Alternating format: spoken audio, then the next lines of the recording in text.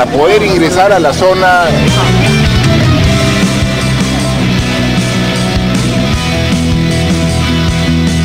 Había bomberos, había toda la posibilidad de atender, pero no había el agua suficiente. Una situación que tenemos que corregir.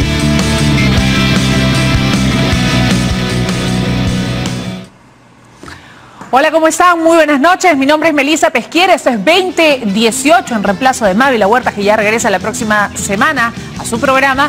Estamos con el analista político Fernando Rospigliosi, exministro del Interior, y hemos querido empezar hoy este programa con las imágenes de Martín Vizcarra, que interrumpió su participación en la tercera cumbre de empresarios. Estaba en el Hotel Westin y dijo no.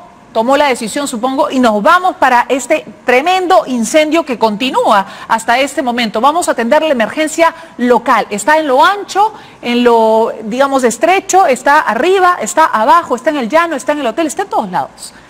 ¿Qué tal? Buenas noches y bienvenido a 2018. Buenas noches, Melissa. Bueno, ¿cómo interpreta usted esta reacción de Martín Vizcarra? ¿Positiva? A ver, vamos a hablarlo o decirlo de forma coloquial. ¿Figuretti realmente es una forma, digamos, política adecuada de reaccionar? ¿Eso es lo que quiere ver la población? ¿Cómo lo ve usted? Creo que está tratando de marcar una diferencia clara con el gobierno de Pedro Pablo Kuczynski, y desde el comienzo lo hemos visto al presidente Vizcarra yendo a hospitales, a colegios. Apenas asumió la presidencia, ha tenido este comportamiento que ha reiterado hoy día, cosa que presumo es bien recibida por la población. Siempre se ve con buenos ojos que el presidente de la República o cualquier funcionario público esté en el lugar de los hechos donde está ocurriendo algún problema. Me parece que él está buscando esa imagen que sin duda lo va a ayudar, pero ojo, esto tiene sus límites.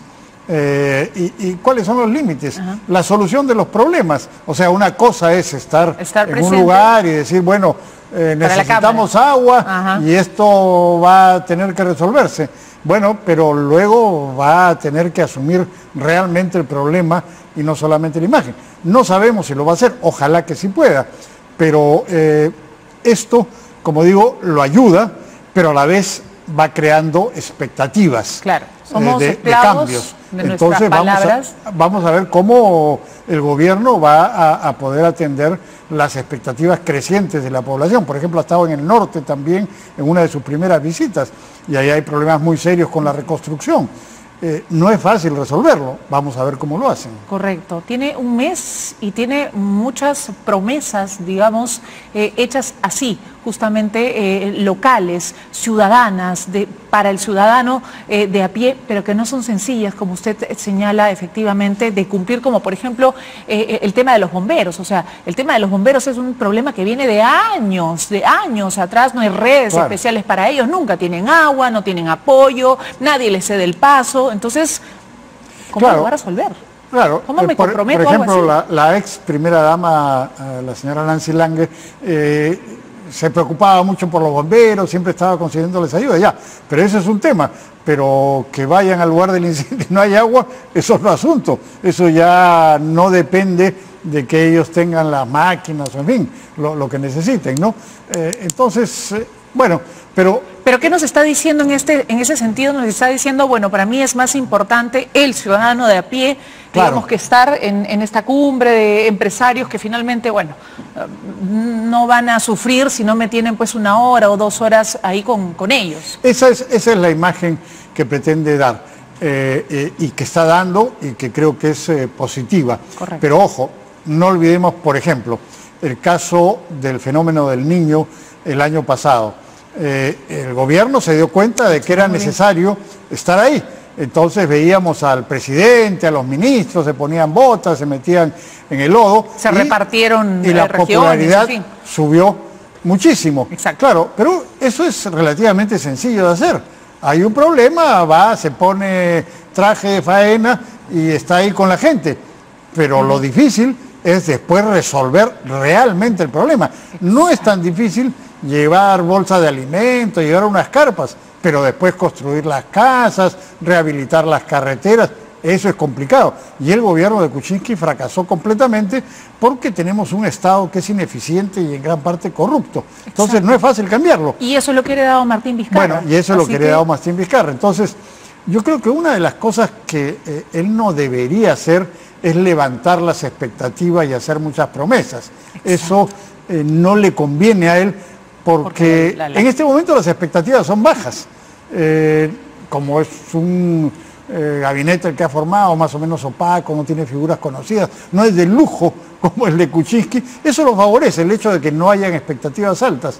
Pero si va a empezar a hacer promesas, las expectativas van a subir y va a ser más difícil satisfacerlas. Así que es mejor para él mantener las expectativas en el nivel que están. Hemos visto la encuesta que ha publicado Datum ayer y hoy día.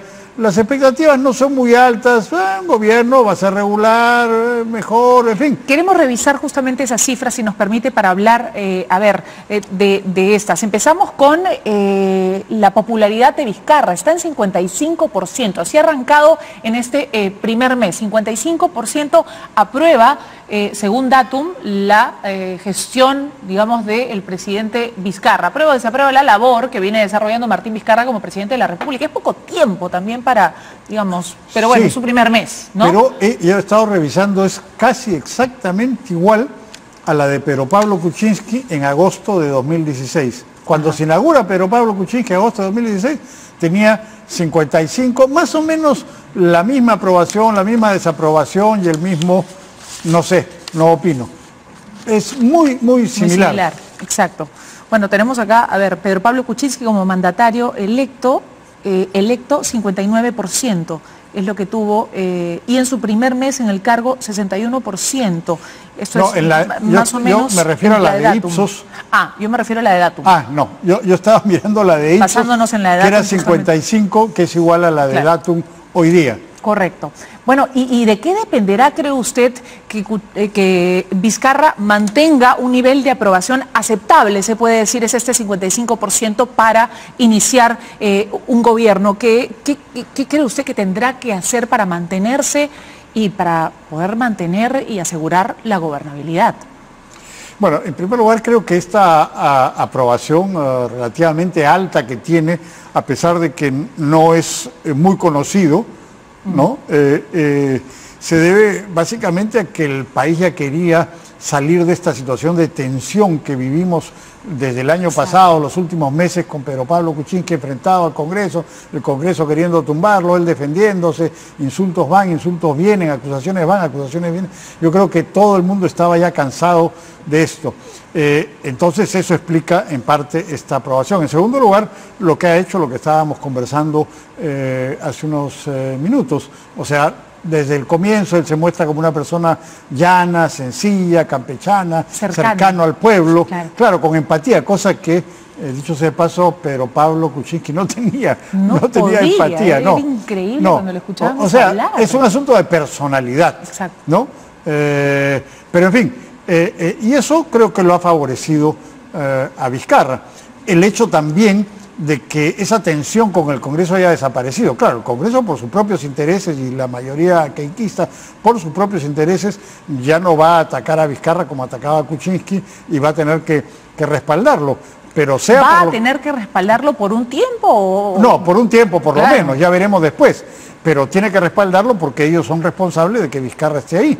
Entonces, ya hemos visto que el primer día Vizcarra se toma una foto con el presidente del Congreso, Luis Galarreta. Y hemos visto cómo la popularidad de Galarreta se ha disparado. Correcto. Ha subido muchísimo. ¿Por qué? Porque tiene una actitud conciliadora de respaldo al gobierno, que es lo que la gente estaba esperando. Ya basta, dejen de pelearse. Pero lo que ahora sabemos es que, por ejemplo, en el caso de Villanueva, el primer ministro tuvo conversaciones con Fuerza Popular antes incluso de asumir el premierato. Además, como usted dice, hay una foto con Galarreta, en este caso con Vizcarra. Entonces hay señales de que hay o podríamos decir que hay señales de que hay un cogobierno con fuerza popular, ¿cree usted, como han señalado algunos? Eso es ir demasiado lejos. No hay un cogobierno, porque eso tampoco le conviene a Fuerza Popular, porque no sabemos si este gobierno de aquí a algunos meses va a empezar a caer en popularidad, se va a debilitar. A ellos no les conviene, en todo caso, arriesgarse y quemarse. No lo necesitan y no les conviene.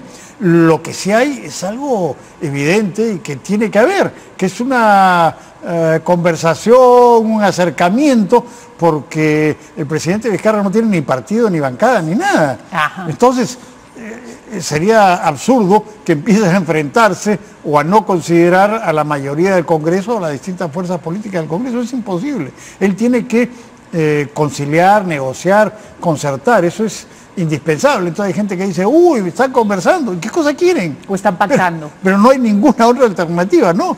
O sea, por los ministros por ahí que hemos visto, o están pactando, o se están buscando cuotas de poder. No creo que, insisto, que el queiquismo quiera cuotas de poder en el sentido de tener tal o cual ministerio. No creo que le convenga, porque como digo, podrían quemarse y tampoco quieren correr un riesgo muy grande. No sabemos cuál va a ser el desempeño del gobierno de Martín Vizcarra, es una incógnita para todos, ojalá que le vaya bien, pero no sabemos. Pero, entonces ellos estarían corriendo un riesgo muy fuerte si se asocian a ese gobierno y después al gobierno le va mal, entonces ya le va mal a ellos también. Por eso digo, tienen que conversar, conciliar, negociar, pero no necesariamente tiene que ser un cogobierno. Por eso Datum hace la siguiente pregunta, tenemos también el siguiente cuadro en el que hace la pregunta si Vizcarra será mejor, igual o peor que Pedro Pablo Kuczynski. Tenemos ahí el cuadro con las cifras, si los tienen listo, ahí está. Dice entonces, si cree que Martín Vizcarra será mejor, igual o peor que el gobierno de Pedro Pablo Kuczynski. Tiene 54% que dice, o sea, más de la mitad de la población cree definitivamente que va a ser mejor. Igual, 32% peor, casi nadie, 6%, no sabe, no contesta 8%. 54% piensa que sí va a ser mejor. Es que peor no podíamos estar. Muy difícil ser peor que el gobierno de Kuczynski. O sea, el gobierno de lujo terminó siendo muy mal calificado por la inmensa mayoría de la población. La misma encuesta de Datum de diciembre del año pasado lo calificaban como con 0,6 sobre 20 y la popularidad de Kuczynski estaba entre 13 y 15% cuando terminó su mandato, o sea, un desastre. Entonces la valla está muy baja y no es tan difícil hacer un gobierno que sea igual o mejor que el anterior, que es lo que está esperando la gente. Entonces siempre yo creo que hay expectativas, hay optimismo sobre lo que puede venir. Ojalá que esas expectativas no sean defraudadas. Y podemos hablar de que es posible que sea un gobierno mejor cuando no se sabe, tenemos la incógnita de ¿Vizcarra tiene bancada? PPK es Peruanos por el Cambio, porque se supone que, pero viene de las siglas de Pedro Pablo Kuczynski. Algunos los respaldan, hay otras voces de repente que son más críticas. ¿Es una bancada cohesionada? ¿No lo es? No, yo creo que no tiene bancada. Algunos lo van a respaldar y otros no. O sea, era una bancada, recordemos, no solamente pequeña, sino que tenían todos orígenes distintos, no había una cohesión partidaria, no había una cohesión ideológica, no había nada, salvo que estaban vinculados al poder, al gobierno. Ese era el cemento, la argamasa que los unía. Ahora ya no hay eso, porque algunos están más cerca de Vizcarra y otros no tanto. Más lejos, claro. Entonces no hay eso. O sea, yo creo que con ellos van a tener que negociar, aunque teóricamente serían la bancada oficialista, van a tener que negociar como con las otras bancadas. Recordemos, de la misma forma, digamos. Recordemos, Vizcarra fue un invitado en la plancha de Pedro Pablo Kuczynski. Él no puso congresistas en la lista, ¿no? O sea, él no tenía mayor fuerza e influencia en ese ámbito. Claro. Entonces, ahora tampoco él tiene una relación, digamos, especial o particular con ellos, ¿no? Correcto. Ahora, Martín Vizcarra ha revelado también que conversó con el presidente y que le manifestó, o que ambos manifestaron que la renuncia como vicepresidente no era la opción más viable, por ejemplo.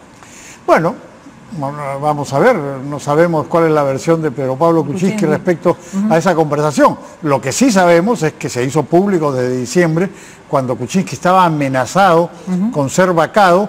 Él, como un argumento adicional para evitar la vacancia, decía que Vizcarra y Arauz iban a renunciar, que los vicepresidentes iban a renunciar, para dar la impresión de que si lo sacaban a él iba a sobrevenir un caos, cosa que no era cierta, porque ¿no? Vizcarra nunca se manifestó a favor de esa opción. A él lo pusieron ahí, lo pararon ante las cámaras, pero y su última presentación con Pedro Pablo Kuczynski y Mercedes Arauz fue absolutamente elocuente, sin decir una sola palabra. Su gesto, cero sonrisa, absolutamente un gesto absolutamente adusto, lo dijo todo, ¿no?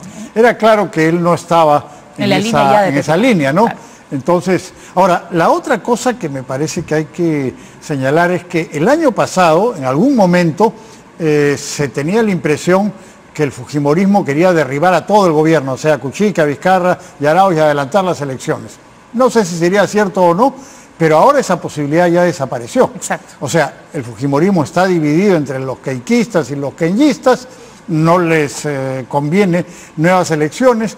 Si tumban a Vizcarra, ¿quién asumiría? Mercedes Arauz, con la cual ellos han estado realmente enfrentados en los últimos meses y que además no tiene credibilidad, ha perdido su credibilidad por todas las cosas que dijo, que no iba a haber indulto, en fin, mintió muchas veces. O sea, ya no es una opción, no es una opción tumbar a Vizcarra ni para hacer elecciones ni para poner a Arauz. Eso favorece a Vizcarra y le permitiría, ojalá, llegar al 2021. Y de otro lado, la posibilidad de disolución del Congreso, que se habló también con Kuczynski, ya desapareció. Vizcarra no va a disolver el Congreso si él no tiene partido y no tiene nada. ¿Cómo iría a unas elecciones nuevas en el Congreso? Claro. Entonces, además, bueno, no muchos conocían su nombre, ¿no es cierto? Esas dos posibilidades de que se profundice la crisis, que caiga todo el gobierno, y que hayan nuevas elecciones generales, o que se disuelva el Congreso y hay elecciones congresales, creo que ya prácticamente han desaparecido. Eso es positivo porque nos da un horizonte de que se puede llegar al 2021 con más tranquilidad. Ahora, finalmente todo va a depender de la gestión que haga Vizcarra y su gobierno. Exacto. Si lo hacen bien, van a ser respaldados, si no, necesitamos, bueno, tendremos problemas otra vez. Un político más que un técnico.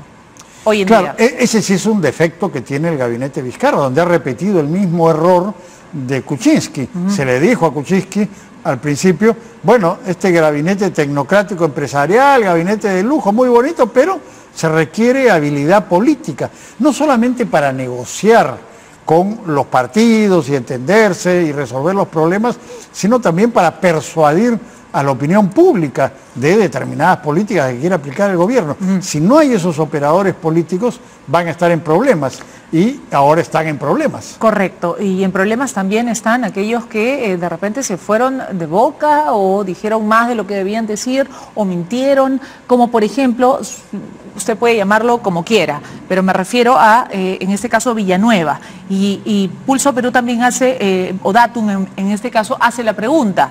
¿Hizo bien Villanueva en aceptar el puesto de primer ministro cuando por lo menos en 3 oportunidades mediáticamente dijo no voy a aceptar ningún cargo, ni el premierato tampoco? Y ahí está la respuesta. ¿Hizo bien? Dice el 38%. ¿Hizo mal? El 51% no sabe, no contesta 11%. La mayoría considera que hay una falta probablemente ética, una... Más que eso. O sea, el problema es que hay solamente 2 con experiencia política, lo que estábamos hablando con operadores políticos, que tienen algo de experiencia política, que son César Villanueva y Salvador Heresi. Y el premier, que es César Villanueva, que es un hombre clave en el gobierno, está desaprobado en las encuestas por ¿Es el talón de Aquiles entonces de Vizcarra, Villanueva? Por ese error que cometió. Es un problema, porque en efecto, él dijo innecesariamente que no iba a ser premier, y después resulta siendo premier. Entonces su credibilidad de arranque está mellada, seriamente disminuida. Es un problema muy serio y en verdad no me logro explicar cómo un político con cierta experiencia como Villanueva cometió ese error, porque es muy fácil, le preguntan a usted no va a hacer y dice, bueno, no lo sé, ya veremos. Los políticos tienen 1000 maneras de responder preguntas de ese tipo. Probablemente él se sentía presionado, porque él el 21 de diciembre, en la primera votación de vacancia, lo estuvo a favor de Kuczynski, no votó por la vacancia. Después se arrepintió y cambió. Claro. Y después él estuvo promoviendo la vacancia. Y, él mismo. Está en su derecho, está muy bien, él puede hacer eso. Pero entonces le empezaron a decir, tú estás haciendo eso con una segunda intención porque quieres ser premier. Exacto. Y para evitar esa crítica, él cometió ese error y dijo varias veces, no lo voy a hacer. Y bueno, su credibilidad... Y que esto ya estaba tal vez conversado con Martín Vizcarra previamente, me refiero antes de la vacancia. No lo sé, podría ser, y no sería digamos, en la política ocurren esas cosas. Pero te queda eso ahí como una idea. Bueno, ¿no? Claro, pero entonces él no debió hacer afirmaciones tan enfáticas en este programa, hizo una de esas afirmaciones enfáticas, no debió hacerlo, y bueno, si lo hizo, está pagando las consecuencias, porque es inusual pues que recién se inaugura y ya tenga el 50 y tanto, 51% dice una desaprobación hizo mal. Tan alta. Va a tener que esforzarse mucho para poder corregir esa mala imagen que él mismo se ha ganado. Correcto. Y respecto al Congreso, Datum también consulta sobre la popularidad del Congreso de la República y llama la atención en realidad porque normalmente las cifras se manejan o se estaban manejando entre 11 y 14%, sin embargo con Datum la aprobación del Congreso va a 26%, la desaprobación es alta, sigue siendo altísima, 69, casi 70%, 69% en contra, no sabe, no contesta 5%, pero digamos, hay un 26% ahora que aprueba al Congreso a pesar de todos los conflictos que han habido, del obstruccionismo del que se ha hablado y a pesar de los mamani videos y en fin, todo lo que hemos visto en estas últimas semanas. Claro, pero como decía antes, igual que Galarreta que ha subido, es que la gente ya estaba harta de este comportamiento del Congreso que atacaba, golpeaba y este enfrentamiento que los peruanos veían como algo negativo en el sentido de que estaba paralizando el país y nos estaba afectando a todos.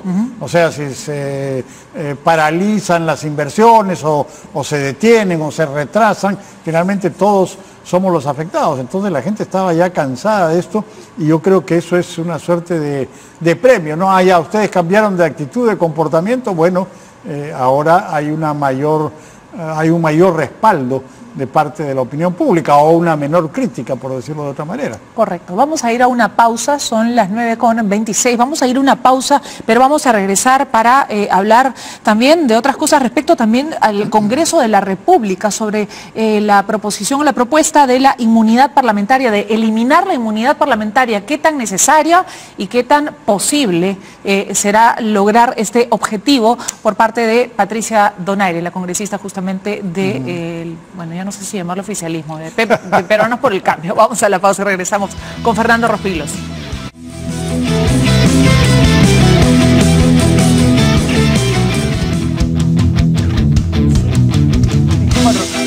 Muy bien, seguimos aquí en 2018 conversando con Fernando Rospigliosi, analista político, y hace un momento conversábamos de un tema en particular, el Congreso de la República, y en el Congreso de la República hay temas fundamentales que tratar y usted tiene que saberlo y debe tenerlo muy presente en la cabeza porque es usted finalmente quien decide quién va al Congreso y son los políticos y los partidos los que les ponen a usted a los candidatos. Entonces, ¿qué debemos exigirle al Congreso de la República? Reforma electoral, inmunidad parlamentaria, hablábamos del caso del proyecto de la eliminación de la inmunidad parlamentaria propuesto por Patricia Donaire. ¿Qué tan posible, por ejemplo, ve esta propuesta? En realidad veo que es muy difícil que la aprueben. Yo creo que deberían aprobar ese tipo de cambios porque estamos viendo que en realidad es impunidad para muchos congresistas. Ahorita acaban de sentenciar a prisión efectiva, más de 4 años de prisión al congresista Raimundo Lapa del Frente Amplio. Y está ahí tranquilo, no le pasa nada. Y hay otros que también han recibido sentencias y están ahí porque tienen inmunidad. Y como eso ocurre en todos los partidos, entonces, se protegen entre ellos, o torongo no come torongo. Entonces, ese es terrible, eso debería cambiarse. En Colombia, por ejemplo, hubo cambios en ese sentido, porque además tenemos otro problema, el narcotráfico que es tan fuerte en Colombia, en Perú, en Bolivia, naturalmente se vincula con los políticos y meten gente en el Congreso y en todas las instancias, pero los congresistas tienen inmunidad, entonces no les pasa nada. Y ese dinero está, ese dinero, me refiero al dinero del narcotráfico, está en las campañas. Está en las campañas, claro que sí. Y los aportes privados están en las campañas. Que tendría que cambiar, o sea, la mayor y también parte... le pregunto, ¿ve posible, ve real esta posibilidad? Mira, yo creo que tiene que haber ¿qué podemos hacer? ¿Qué propuesta una gran presión ciudadana sobre estos políticos para que hagan esos cambios, porque hasta ahora se vienen resistiendo. Las elecciones son un gran negocio para muchos de los políticos. Hemos visto claramente en el caso de los Humala, por ejemplo, se pasaron de pobres a ricos en la campaña de 2006 con la plata venezolana y en la campaña del 2011 con la plata brasilera. Además que gracias a la plata brasilera, los asesores brasileños ganaron la elección, pero además se metieron plata al bolsillo. O sea, su situación económica cambió radicalmente. Pero la Fiscalía no se lo puede probar. Y, bueno, vamos a ver, ojalá que se lo prueben. Pero ese no es el único caso, ni mucho menos. Hay muchos políticos que usan eso. Por eso es tan importante ahora tener un partido con inscripción que pueda participar en las elecciones. ¿Y qué partido con inscripción tenemos que pueda participar en las elecciones? Si mañana, pasado, el próximo año está Fuerza Popular. Tenemos como 20 partidos con inscripción que pueden participar en las elecciones. Pero participan como vientres de alquiler, pero ese es el negocio, ese es el negocio. Venden las candidaturas, ahora tenemos elecciones regionales y municipales.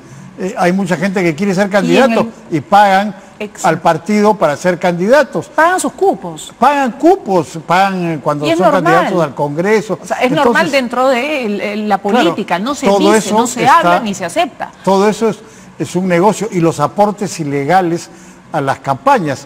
Los políticos se han puesto de acuerdo para que no exista sanción.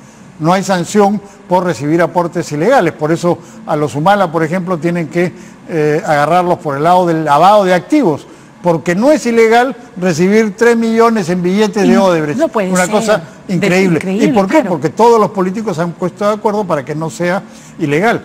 En provincias, ahora vamos a ver en las campañas regionales y municipales, se hace una bolsa, sobre todo en los lugares donde hay canon minero, canon petrolero, que tienen municipios y gobiernos regionales muy ricos. Los proveedores, los que se van a aprovechar cuando gana este o otro candidato, hacen unas bolsas enormes y ponen a sus candidatos ahí, y todo eso se hace con dinero negro. Y sin embargo los políticos siguen empeñados en no transparentar la financiación de las campañas electorales, que es una fuente de corrupción. Correcto, nos queda claro que los políticos no lo van a hacer porque no se van a hacer el harakiri, o torongo no come torongo, ¿no es cierto? Entonces, ¿qué cosas podemos hacer los ciudadanos? ¿Marchar, tumbarnos el Congreso? Es que, bueno, ¿qué podemos hacer? No, lo que puede hacerse es estar vigilante. ¿Por qué Colombia sí cambió y nosotros no podemos cambiar? Bueno, es que claro, ahí llegan a un acuerdo porque hay gran presión de la opinión pública y llega a un acuerdo los empresarios, los políticos, cuando ya están con la soga al cuello, porque Colombia estaba amenazada de una manera feroz por el narcotráfico, por la guerrilla, en fin. Pero acá también lo estamos, solo que sí, la diferencia es que aquí no se dice, o no se habla muchas tanto del tema. Muchas veces no se dicen las cosas con claridad y no se quiere percibir. Estamos viendo este congresista que estaba asociado con estos narcos colombianos. Pero Vergara, a veces aparece de vez en cuando uno de estos casos. ¿Cuántos otros habrá que no conocemos? Por favor, si el Perú es el primer exportador de cocaína del mundo, ¿qué cosa creemos? ¿Que vivimos en el mejor de los mundos? ¿Que los narcotraficantes no se mueven para sobornar a militares, policías, jueces, fiscales y políticos? Claro que lo hacen, pero las cosas no aparecen, se barren bajo la alfombra. Entonces, esto de la financiación de las campañas es uno de los problemas más graves y hay que exigir, demandar, insistir en que se cambie, se transparente. O sea, propuestas de leyes ya hay abundantes. Ejemplos de otros países hay un montón. No se requiere gran ciencia, simplemente la decisión de cambiar este sistema corrupto que hemos visto que es tremendamente corrupto. ¿Y esa decisión política podría partir del Ejecutivo, por ejemplo? Pero por supuesto, pero claro, ya vimos que el gobierno del presidente Kuczynski no tuvo ningún interés en impulsar eso. Él también había recibido en la campaña del año 2011 $300.000 de Odebrecht. ¿Con qué base moral y lo todos iba a hacer, los políticos habían recibido, todos los partidos importantes. Y ese es el tema. Aquí prácticamente todos los políticos han recibido por angas o por mangas de algún lado o del otro. Usted, donde, como se dice, ¿no? Donde pongo el dedo, salta la pus. Bueno, veremos pues, el presidente Vizcarra se ha comprometido a luchar contra la corrupción desde el primer día, ha sido Pero ahí sí que se echa el Congreso en contra. Bueno, pero él puede recurrir a la opinión pública, él puede tener a algunos aliados también en la política, algunos, no muchos, pero puede tenerlos.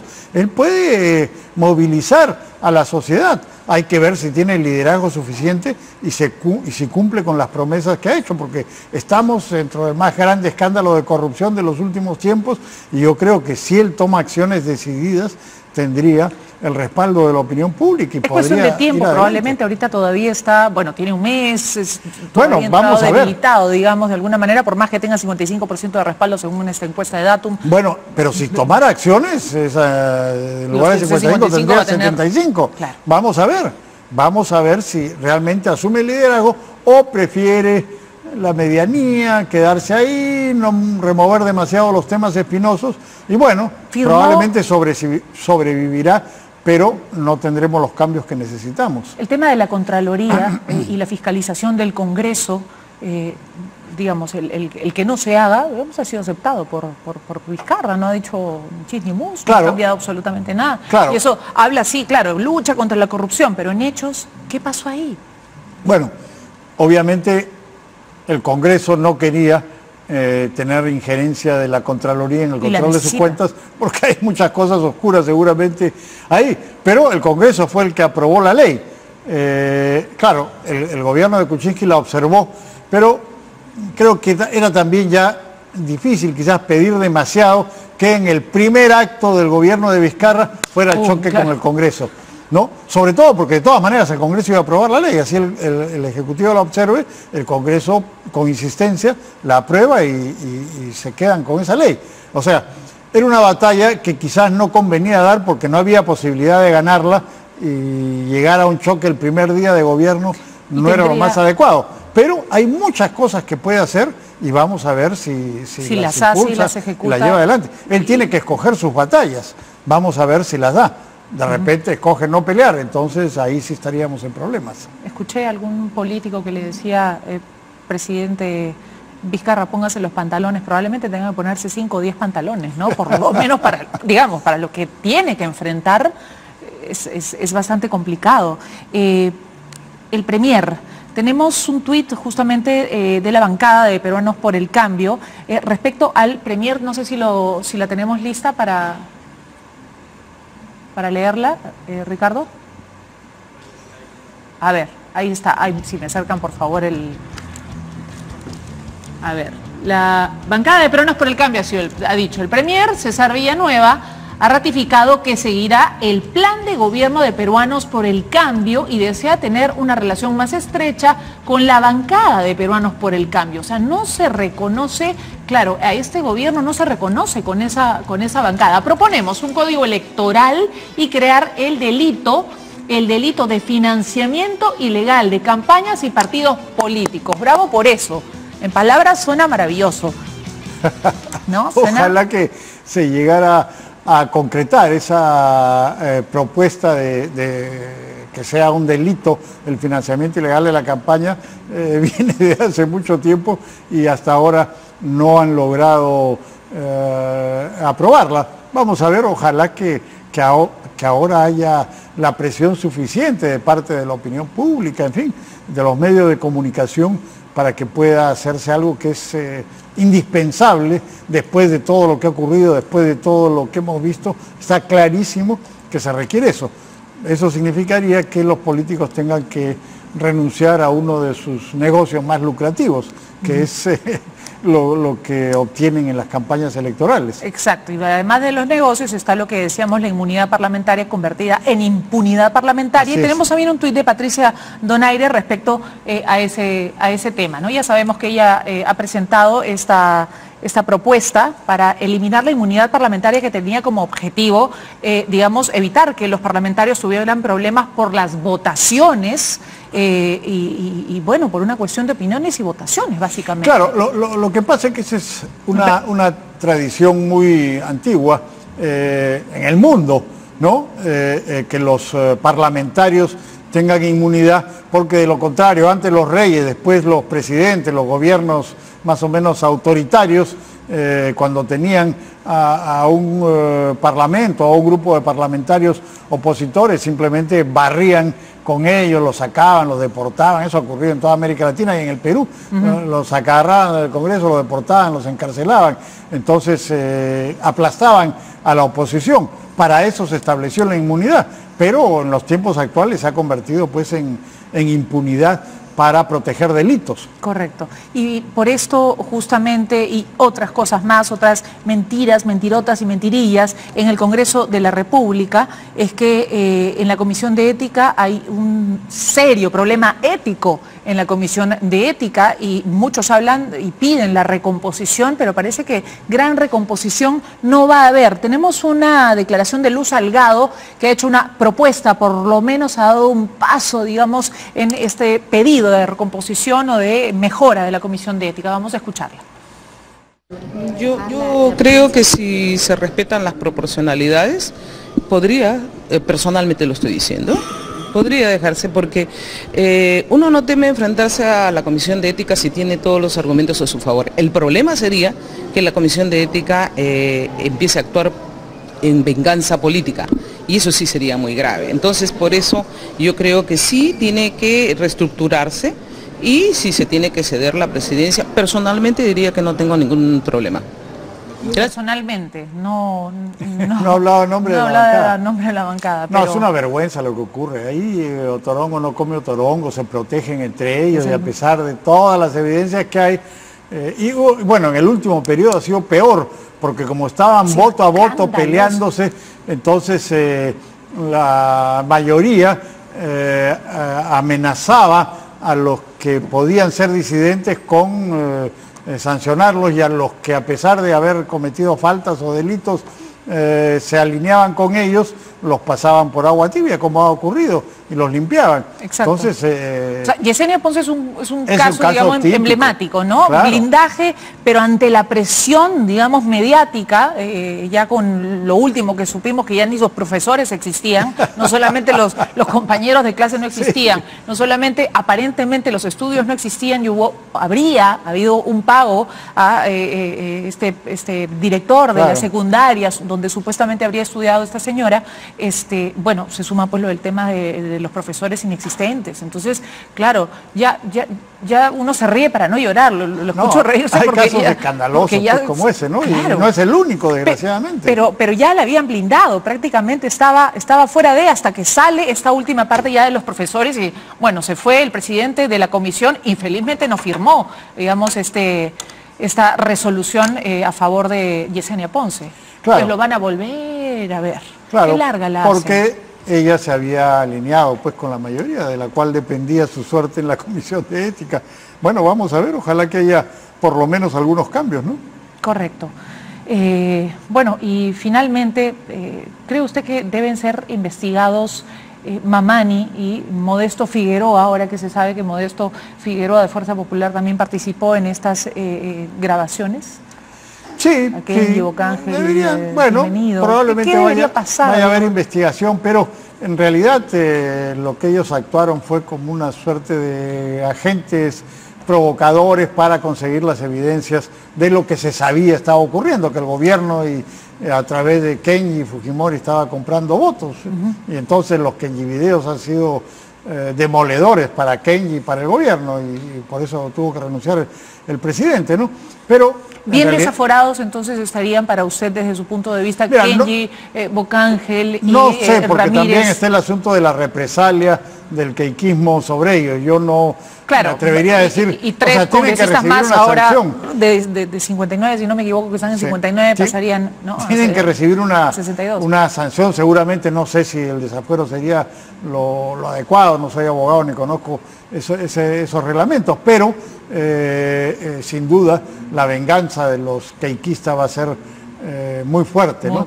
Y sobre el caso de Mamani, en fin, no sé si merecerá una sanción. O sea, entonces nadie haría estas cosas y no nos enteraríamos de estas denuncias, porque si el que la hace también es sancionado, creo que es un arma de doble filo. Ahora, Mamani tiene sus propios anticuchos por otras cosas, pero ese es distinto, ese ya es otra historia. Pero tiene inmunidad parlamentaria, así que no También va a pasar tiene nada. inmunidad parlamentaria, impunidad no le pasa parlamentaria, nada. así que Impunidad, exacto, verdad. así que no va a pasar nada. Desgraciadamente es así. Comentábamos en la pausa, yo desde que tengo uso de razón he escuchado y a mis padres, en fin, y a gente cercana, es que no va a haber peor Congreso que del que acabamos de salir. Y esa frase la vengo escuchando hasta el día de hoy y de verdad cada vez parece que tenemos un Congreso más y más y más bajo. Cada vez es peor, es verdad. Cada vez, si lo comparamos, este es peor que el anterior y el anterior era peor que el anterior. Exacto. Sí, porque la política y está... parece que no hay fondo todavía. No, todavía no hemos seguir, llegado. Podemos llegar mucho seguir más. cayendo. Desgraciadamente sí, si es que no hay una rectificación en los próximos meses y años. Y de eso depende el tema de la reforma electoral, es muy importante justamente para por lo menos dar los primeros pasos para tener un Congreso a la altura de un país que quiere ser mejor. Así es, pero eso requiere un liderazgo y sobre todo el presidente. El Congreso a sí mismo no se va a cambiar, no. Pero eso requiere un liderazgo del gobierno. Vamos a ver, Kuczynski no lo tuvo, vamos a ver si lo tiene Vizcarra. Y 5 pantalones, entonces, con Vizcarra. Ojalá que tenga el liderazgo suficiente. Muy bien, muchísimas gracias. Gracias, Melissa. Una muy grata conversación con, en este caso, Fernando Rospigliosi, analista político. Tenemos que irnos a la pausa, son las 9:47.